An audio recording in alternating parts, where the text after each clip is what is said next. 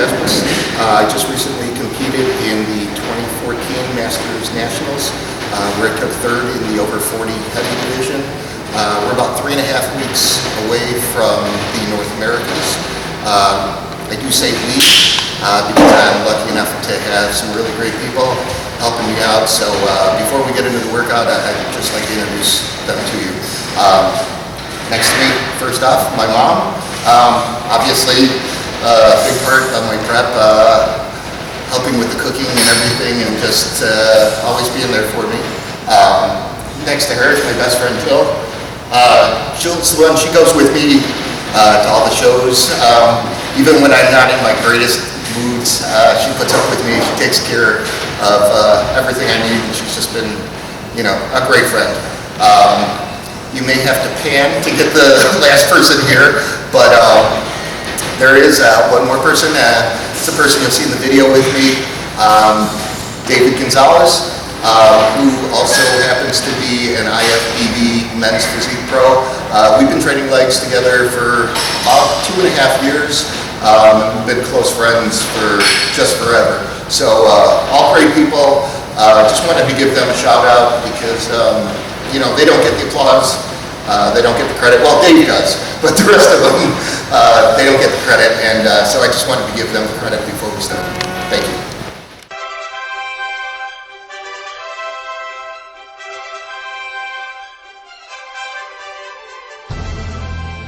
This is Dave Palumbo with RxMuscle.com in the Iron Asylum with George Assmus.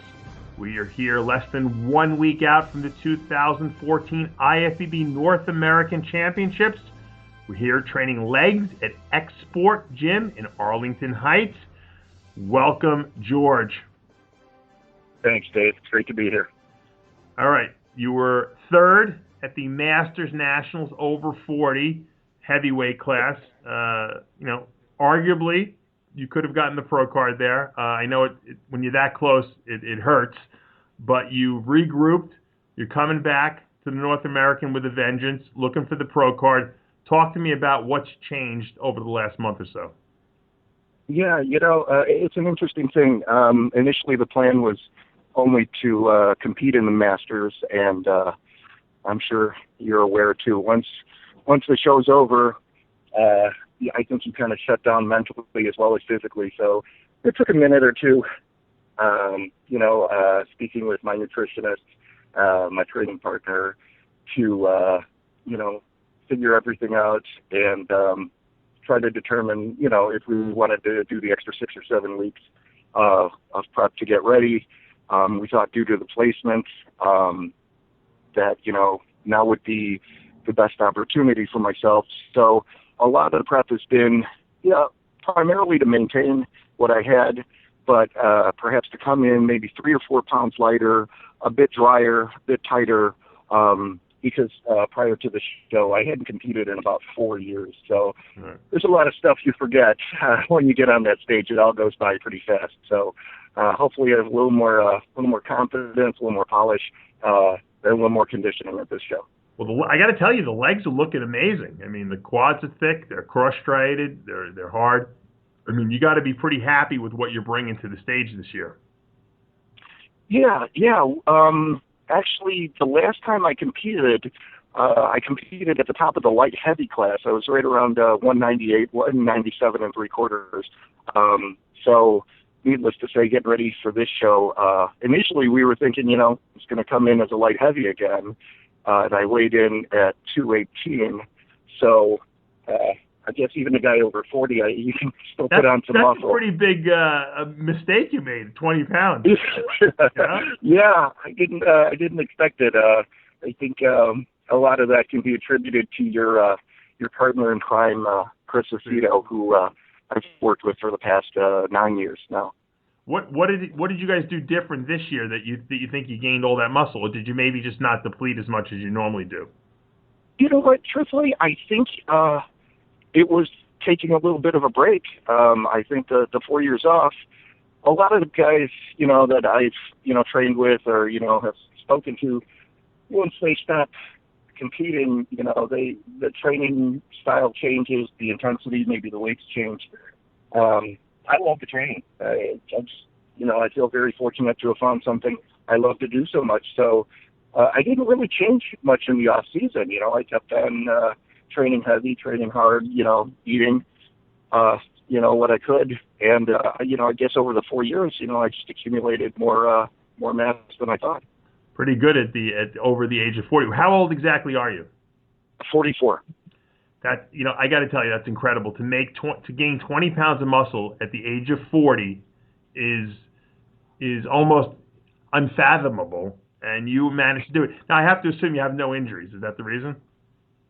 Yeah, that's the other thing. Hopefully when you get a little older, you get a little smarter too. So although I still train heavy, I don't use quite as much weight as I did, in my 20s and 30s. But I think the way I perform the repetitions, far more importance placed on form and squeeze, full range of motion, right, has really helped to prevent a lot of injuries for myself. Now, I noticed I'm watching you do leg presses here, and you're doing very slow, deliberate repetitions. Is this how you train always? No, we try to mix up a lot of the techniques to always, keep the muscle guessing. With that particular one, we call it fives. So what we do is 5 seconds on the negative, 5 seconds at the bottom of the exercise, and then 5 seconds on the contraction. And we'll do 5 reps of it. So that was for that particular exercise. We'll throw that in, but all kinds of different techniques. Mm-hmm. And you do this just to kind of shock your body? Yeah. Generally, we'll say, I think like most guys, in the 6 to 10, 6 to 12 range.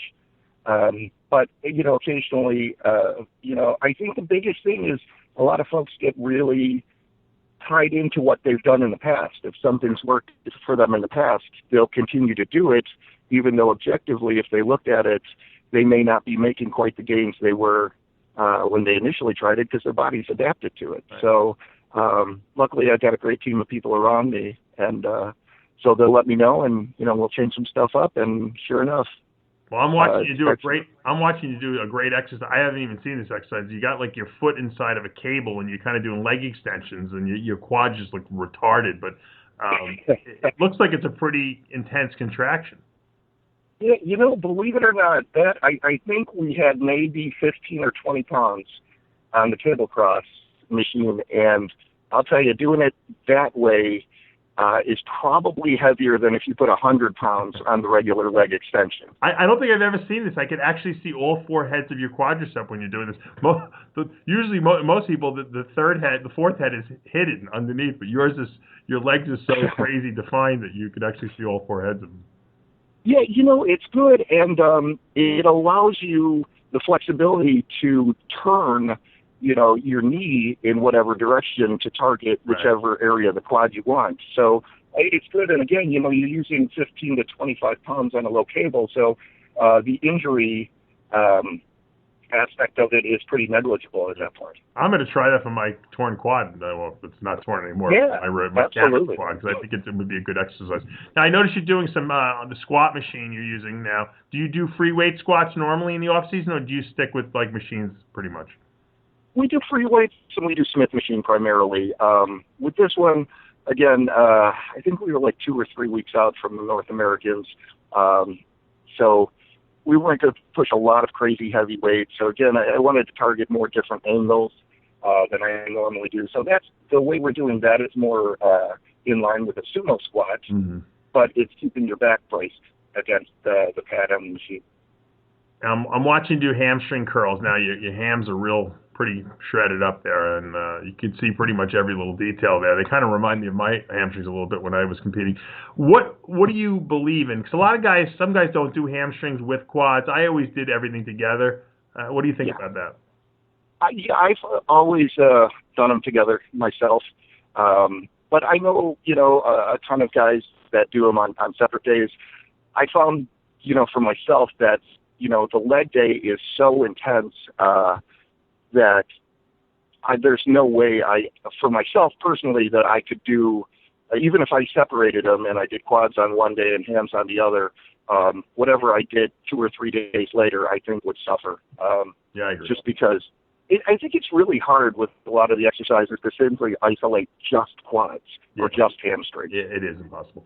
Now, I'm watching you do a very interesting stiff-legged deadlift movement on the T-bar row. Where'd you come up with this one? You know, that was just another one. When we were in there, you know, I happened to see somebody doing T-bar rows, and their form wasn't spectacular. So unbeknownst to them, I'm sure they were trying to train back. But I just sat there and I kind of watched them do it, and I said, I think that'd be a good hamstring exercise, and it would keep more of that constant tension on the top, because it's very hard to straighten up at the top with the bar between your legs. Sure. So, you know, I'll give any exercise, you know, a try. And, you know, if it works, we'll keep it in the repertoire. If it doesn't, we'll, you know, put it in the garbage. So that one seems to work pretty well for us. Yeah, I like it. I'm looking at it. It looks like you really feel your hamstrings. I mean, because it kind of locks you into that movement. You can't really cheat.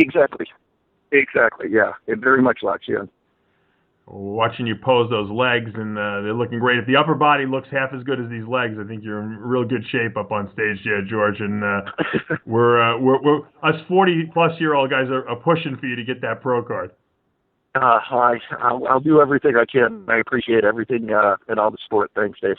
Well, best of luck for now, though. We're out of time. I'm Dave Palumbo with George Assmus in the Iron Asylum.